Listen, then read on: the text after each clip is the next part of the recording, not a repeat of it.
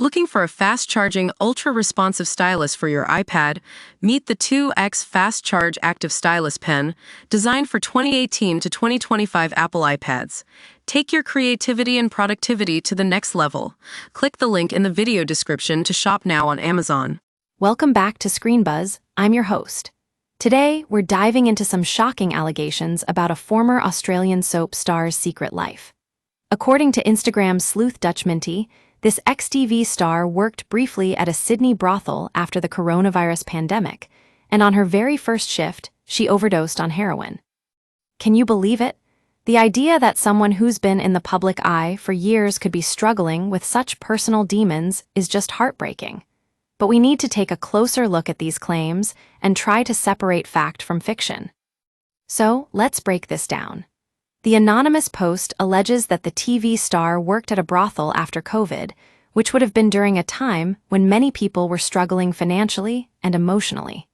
It's not hard to imagine someone turning to sex work as a way to make ends meet, especially if they're already dealing with addiction issues. The claim that she overdosed on her first shift is certainly alarming, but it's also important to remember that addiction is a disease, and it's not always easy to get the help you need. We need to be careful not to jump to conclusions or make assumptions about someone based on a single post. Now, Dutch Minty has also revealed that the TV star is in her late 30s to early 40s, which is a pretty rough age range for someone who's struggling with addiction. And if we think back to some of our previous discussions about the pressures of fame and the impact it can have on mental health, it's not hard to see how this could be a contributing factor. But here's the thing.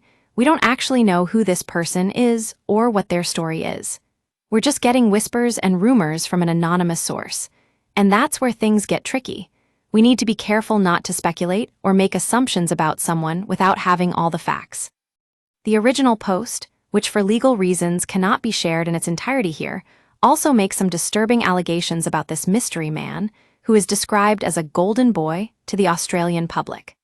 Apparently, he's been preying on young professionals, promising mentorship and career support before manipulating them into personal relationships.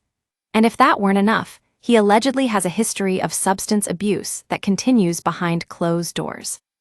It's shocking to think about someone using their influence and popularity to shield themselves from accountability, often cutting off communication with women once the damage is done, and continuing to receive accolades and media opportunities while victims remain silent.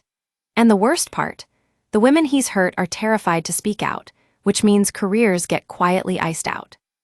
As we wrap up this discussion on ScreenBuzz, I want to leave you with a thought. Addiction and substance abuse are complex issues that require compassion and understanding. We need to be careful not to shame or stigmatize someone who is struggling, but at the same time, we also need to hold people accountable for their actions. Let's keep the conversation going in the comments below. Do you think these allegations are true? Have you heard anything similar about this mystery man? Share your thoughts with us.